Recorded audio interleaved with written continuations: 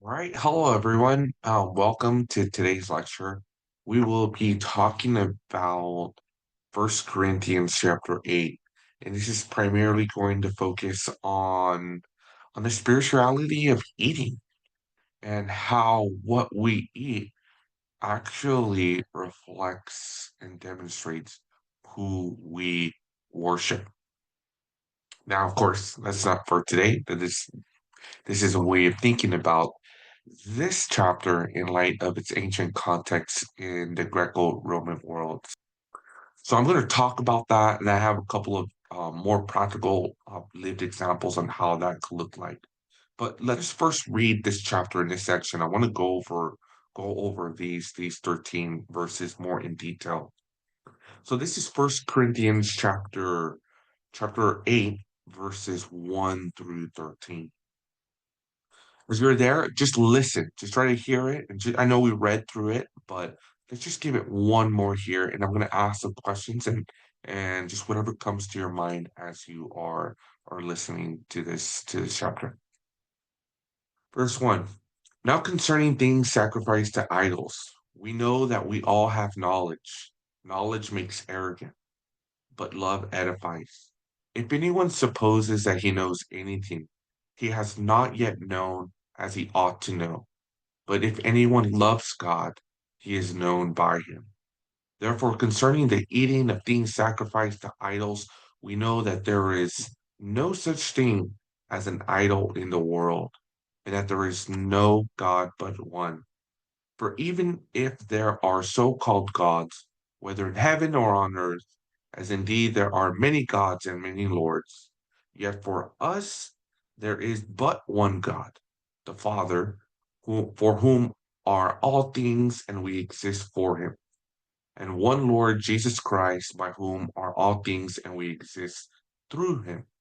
However, not all men have this knowledge, but some, being accustomed to the idol, until now eat food as if it were sacrificed to an idol, and their conscience being weak is defiled. But food will not commend us to God. We are neither the worse if we do not eat, nor the better if we do eat. But take care that this liberty of yours does not somehow become a stumbling block to the weak. For if someone sees you who have knowledge, dining in an idol's temple, will not his conscience, if he is weak, be strengthened to eat things sacrificed to idols? For through your knowledge, he who is weak is ruined, the brother for whose sake Christ died. And so, by sinning against the brethren and wounding their conscience when it is weak, you sin against Christ. Therefore, if food causes my brother to stumble, I will never eat meat again, so that I will not cause my brother to stumble. So I have two questions. The first one, what stands out to you most in this passage at first glance? Was there a verse or a phrase that captures or caught your attention or surprised you? The second question, what's the overall point of Paul's message here? What challenges, issue do you sense are behind his words? Like, what's the main problem here? When we look at this chapter, we're going to notice a couple of things. First, it talks about food that's sacrificed to idols. Now, Paul, he makes mention like, hey, we all have knowledge, but only love builds up people. And what Paul does is place in contrast love and knowledge. And also, he's very much aware that not everyone is going to agree with his contrasting perspective between love and knowledge. But he also wants to just talk about food. This is something that would have been a natural, normal thing for the Corinthians in the ancient world. Because when they're eating food, they're not realizing that they're eating for food in a manner that is actually not loving. Um, um, Likewise, he also wants to point out the reality. Hey, they may know certain things that other people don't, but this knowledge that they know about the reality of things and what is really true, that is leading some of them to be very puffed up, as if they were like always assumed or assured of themselves that they're going to win any argument or debate over the nature of food. But Paul, overall, when he approaches this topic, he just wants to build people up. So this is what he's going to be talking about. He wants to discuss this sensitive topic that is causing a division in their community. But he also realizes that some within the community may be very dismissive of his advice. But if they are dismissive, that goes to show that they assume that they know all things, but in reality, they know absolutely nothing. So there's going to be those who are going to immediately reject Paul's teaching here. And Paul recognizes that. And so he's also trying to call them out by saying, like, hey, if you assume you know all things, in reality, you know absolutely nothing. So Paul starts in verse 4. He says, we know that an idol is nothing in the world and there is no God but one. Here we can notice that Paul, he's making this assertion of Jewish monotheism. This is that standard belief that there is only one God. And this goes all the way back to the Old Testament in the book of Deuteronomy called the Shema, where it says, hear, O Israel, the Lord, your God is one. But he also recognizes that, hey, we're living in a world where other people believe in the existence of other gods. This is what we know and describe today as polytheism. The Corinthians lived in this context. It is Greco-Roman polytheism.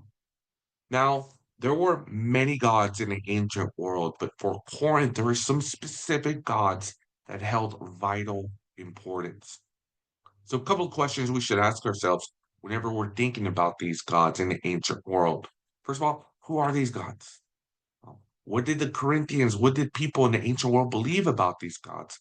Another question we can even ask ourselves, like, how ubiquitous were these gods? Were they everywhere? Were they popular? Were there local gods? How do we understand the nature of these deities? Now, Corinth did have many gods, and so there were many different gods that were worshipped by people. But there were three that really, really stand out. Three main gods that stand out. So I want to talk about three specifically that would have been very popular in the city of Corinth, especially since there are still archaeological remains that demonstrate that a temple that was dedicated to these gods. So here's a brief survey just on a couple of main gods that we see here in Corinth that the people in the ancient world would have been worshiping.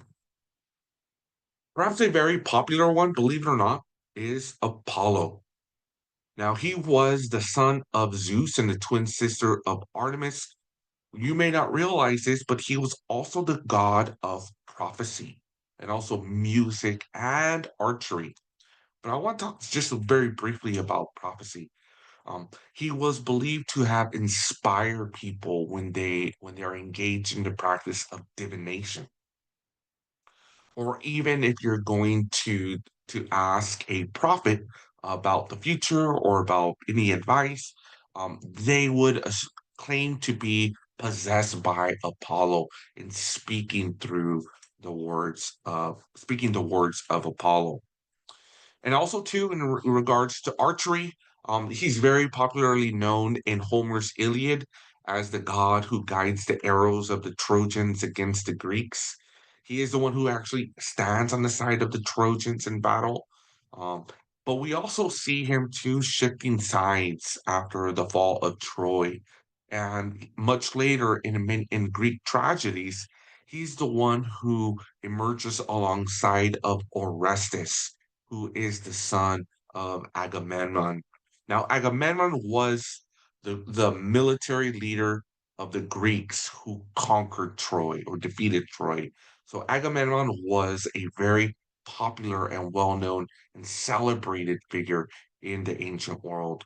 So Apollo is also a defender of Orestes, the son of Agamemnon. And in fact, there's one particular interesting story where Apollo actually emerges and goes and defends Orestes. He literally appears in Athens at the trial of Orestes.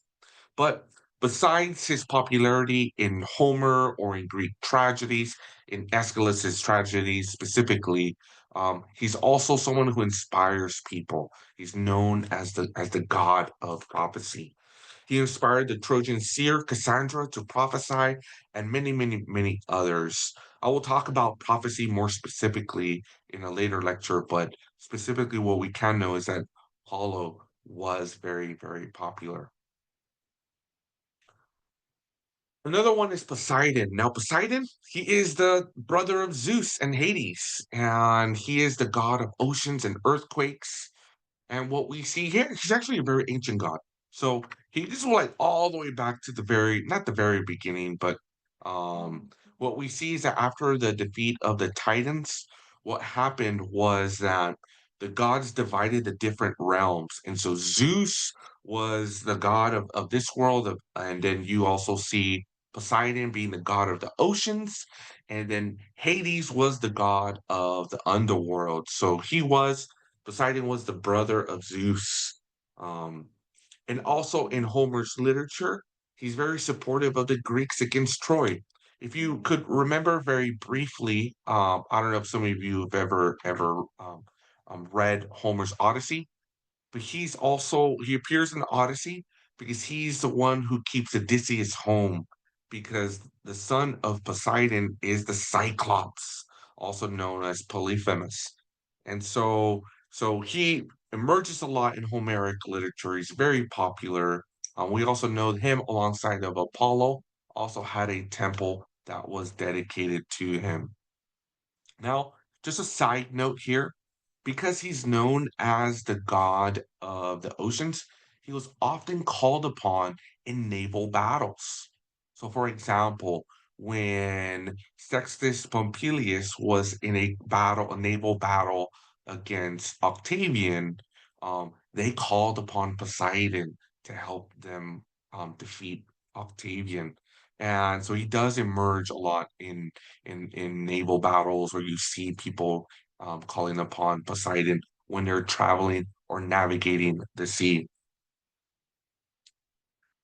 And last but not least, we also see Aphrodite. She's also known as Venus. She is the the daughter of Zeus and the goddess of love, beauty, and pleasure. She's also the one who convinced Helen to abandon her husband, Paris, excuse me, Menelaus, and go with Paris as they fled to Troy. And Aphrodite, also known as the god of love and beauty, her Roman name was Venus. So she's also known as Venus, the Roman god Venus. But again, her main concern is with beauty and love. She appears a lot in erotic poetry. You can think of the Amores by Ovid or even other Roman poetry, where she is often invoked or called upon to help them in their love situations. And so she definitely is described a lot in erotic poetry. And one thing that's very important to know, especially as it relates to Corinth, is that she actually had a temple that was also dedicated. That was there in Corinth, and the temple had, well, at least it is made mention by various writers that it had over 1,000 temple prostitutes. And so, whether or not that was true or not, we're not really too sure. But what we do know is that she definitely was worshipped and celebrated in in Corinth. As to like when you're thinking about love and Aphrodite and Venus specifically, they often will blame like their passions and their desires or even lust to this god. So they will say, like, for example, you will see literature where like, oh, I don't know why I did that, or I don't know why I did so aggressively against that person. It must have been Venus who stirred in my heart this love and passion for the other. So you do see her name mentioned a lot. Um, Her Venus, excuse me, Aphrodite was her name is Venus too, but Aphrodite and Mars are kind of like the dual contrasting gods, where Mars is the god of war and violence, and Venus, Aphrodite, she's the god of love. And they actually are described a lot in conjunction with one another. In fact, Mars, the god of war and violence, the only person that could really stop him or at least, control him is Aphrodite, the god of love and beauty. So you would see in many occasions too, if there's a lot of violence or war or conflict, people would invoke Aphrodite to help bring peace to the situation. So within Homeric literature as well, you see her and Mars always together, or at least in relation with one another. So overall, when we're looking at these Greek gods, a couple of things we can notice. So even though today, yes, we believe that the stories of the Greek gods are myths, the ancients thought that they were real and actively involved in their world. So we may look back at this and we kind of think about this in terms of many, maybe some movies that we have seen or things like that. But for the ancients, they actually believed that these gods were real. For them, it was many figures like Zeus, Athena, Poseidon, all of these stories about the ancients. They weren't just stories. They were powerful beings, and the ancients actually believed that these gods were actively involved and actually influenced the events in their lives. They believed that these gods also intervened in human affairs and also that these gods demanded worship. And so we see a lot of temples in the ancient world, temples that were built to honor them, and many sacrifices that were also made to appease these gods. Um, and these gods, strikingly, are believed to have been traveling throughout the world. So there are stories in which, they wonder, where is Zeus at? Or where are the gods at? Oh, they must be over there because, they're celebrating a feast with the other people on the other side. So they were known to appear or at least be present and smell the sacrifices that were being made to on their behalf. And when you think about how the ancients thought about the role and relationship of the gods, they also believed that the gods were involved in almost all parts of life, including natural phenomena, including agriculture, the destiny of people, and even the outcomes of battles. Now, I also want to point out today also as well that, you know, this does not suggest that the ancients were uncritical or didn't think about like the natural rhythm of the world and the celestial bodies or the seasons, fall, summer, spring, or science of that nature. So they did believe in science. They did believe and recognize that the importance of observing, the seasons for proper agricultural practices. However, they also attributed to the gods and gave and thanked the gods for their produce, for their bounty, for all the things that they enjoyed in their lives. And so, because in the end, famine comes or a calamity happens or a natural disaster, how do you explain the unexplainable? For the ancients, it was the involvement of the gods, or the gods were angry, or the gods weren't properly honored.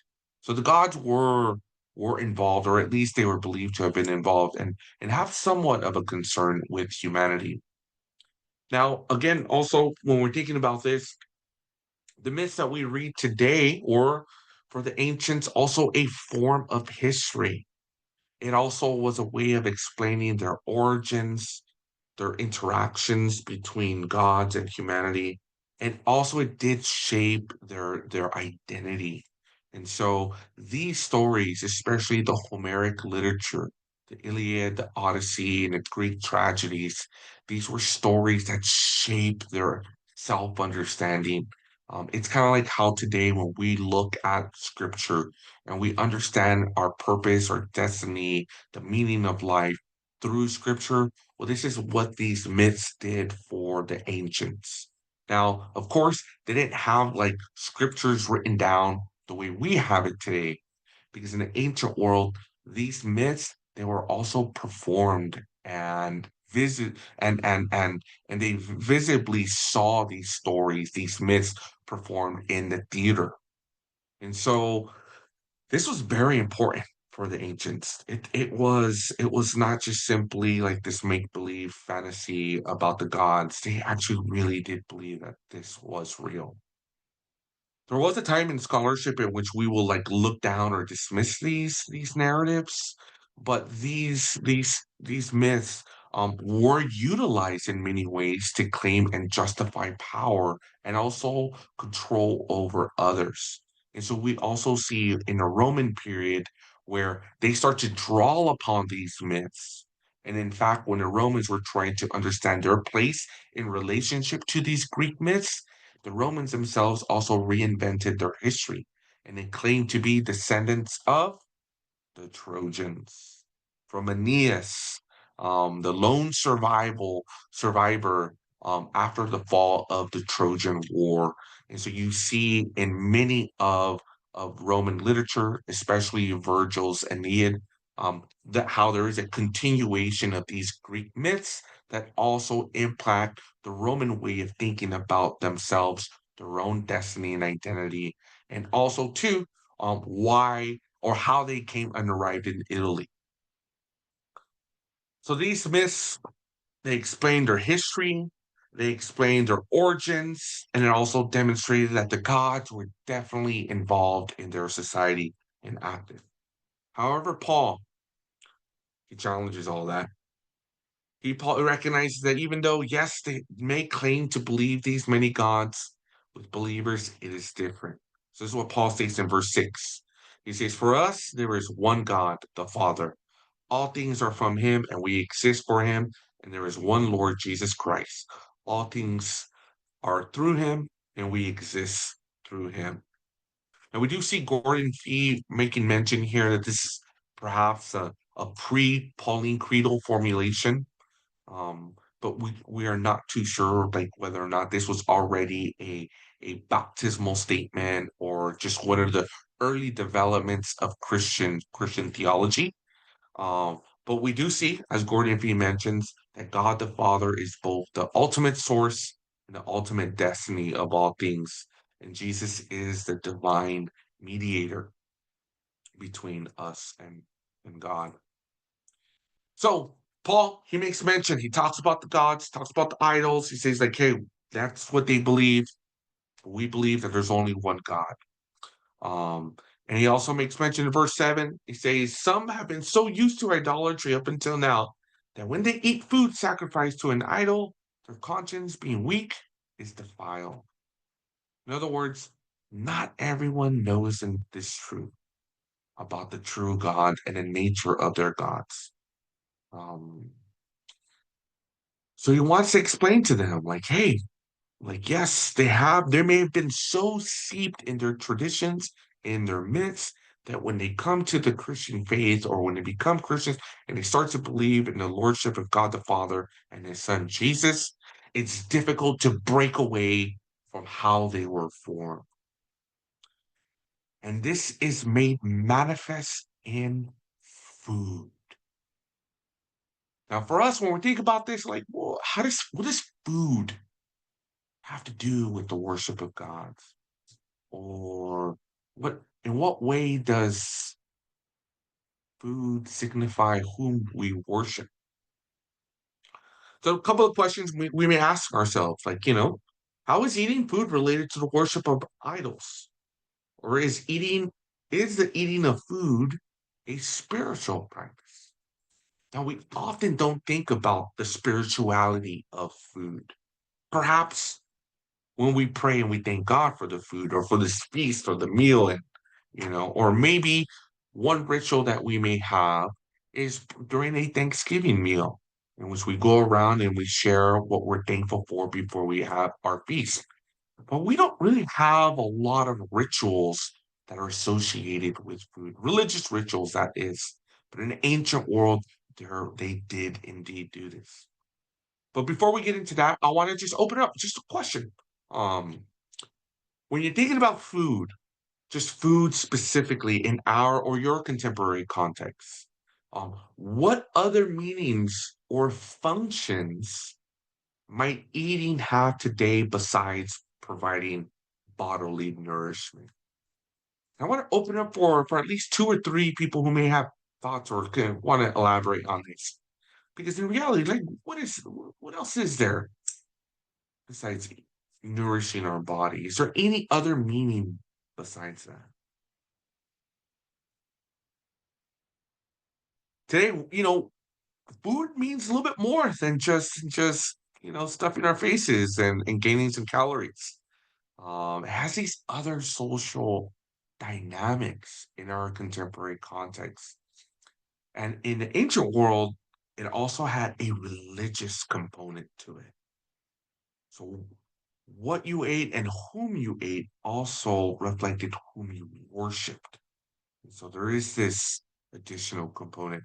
Now, I just want to go through a really short little passage and in the Greek tragedy called Electra. It's a short little story that I want to read with everyone, and I have some questions, and so that I love to kind of discuss. As I read this story, try to just think about, okay, what's going on in the setting, and what does food have to do with worship? Now, one of the reasons why I selected this story is because there's a lot of components to it, and I have not been able to find such a short story, or at least a section of a story that involves so many people, involves also different social classes, and also you're gonna notice like the that sometimes people don't have a choice, and what is going on here within this meal. So this is from Europe. This is Electra. Electra is the daughter of Agamemnon, and and this is a story about her, and she's also the brother of Orestes. She's one of the think of her like your original Cinderella story, where she is in a home. She's, her parents don't, her mother and her stepfather are treating her horribly. She's treated like a slave. And so this is what that story can, to give you a sense of a plot to how it is. But let me read it and then just try to think through this. So as we entered a broad wagon road and came to where King Aegisthus was. He saw us and shouted, "Hail, strangers, who are you? Where have you come from, and what is your native land?" Orestes said, "We are Thessalians, bound for the Alpheus River to make sacrifice to Olympian Zeus." When King Aegisthus heard this, he said, "Today you must share with me in the feast at our house. I happen to be sacrificing a bullock to the nymphs. Tomorrow, if you get up at dawn, you will arrive just as quickly at your journey's end. But let us go into the house." And as he spoke, he took us by the hand and he began to lead us from the road. "And you must not say no," he said. We were in the house. He said, "Someone quickly bring purifying waters for the guests so that they may stand around the altar next to the lustral basin." But Orestes said, we have but recently been cleansed by a pure bath in the running streams of a river. So, if it is right for strangers to help citizens at a sacrifice against this, we are ready and do not refuse, my lord." Thus they spoke, standing in their midst, and the slaves laid aside the spears that guarded their masters, and put forth their hands to their work. Some brought a bowl to catch the blood, others brought basket. Still others proceeded to light the fire and set cauldrons upright about the altar. The whole house resounded with activities. Then Aegisthus took barley grains and he cast them at the altar, saying as he did so, "You nymphs of the rock, may I and my wife, who is at home, live to offer many such sacrifices while we enjoy our present good fortune, but may my enemies fare badly. Aegisthus took from a basket a straight-bladed sacrificial knife, cut off a hair of the calf, and put it on the pure fire with his right hand. And when the servants had lifted up the calf onto their shoulders, he cut its throat. Then the story continues on. They kind of get ready to eat. The story actually ends tragically. Orestes is not whom they expected for him to be. But this is a really quick snapshot of what is involved in eating food. Um, it wasn't just, you're eating, and that's it. Like if we're going through a drive-through or getting some meat from the Stater Brothers Market and just ordering some lamb chops or carne asada, um, there was a religious component to it. When you butchered the animal, it was you use that time, that butchering, to dedicate the animal to a particular god. And so to eat is to engage in a religious worship of a god. And you could dedicate the sacrifice to any god. So it does not necessarily need to be to nymphs or Zeus or Apollo. It's whoever you wanted. And so there basically was no way to eat in the ancient world without the invocation or dedication to the gods. That's just the way they ate. Here's another story. I won't go into this story, but you can see very similar things. This is from Homer's Iliad, where you see they offering a prayer. They're asking for Apollo to help them with a curse that infected all of their soldiers, and they offer a sacrifice. And then at the very end, they have a delicious festival, and everyone is very full and lacks nothing. Here's another example as well. This is also likewise in Homer's Iliad, where they're dedicating this sacrifice to Zeus, the most glorious, most great lord of the dark clouds. And so you see that they're also doing this, dedicating these feasts to the gods.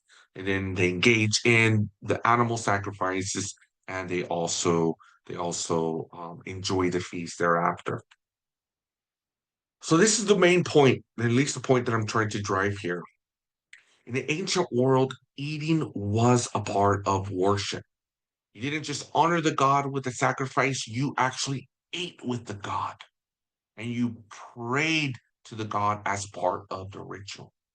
And it was also believed that sometimes the god would visit you, and that would have been a great thing.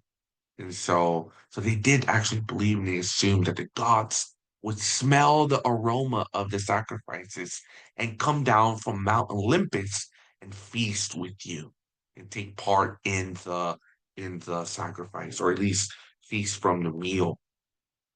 So the gods were assumed to hear their prayers and accept their sacrifice. And eating overall, it was part of the festive participation in the worship of the god. So this is why Paul is so careful about when and how Christians eat meat um, from those sacrifices. So it's not just about getting a piece of meat for your steak, or for a hearty meal or anything like that, because what you eat can say something about who you worship. And so eating was a part of worship. They didn't separate them in the ancient world.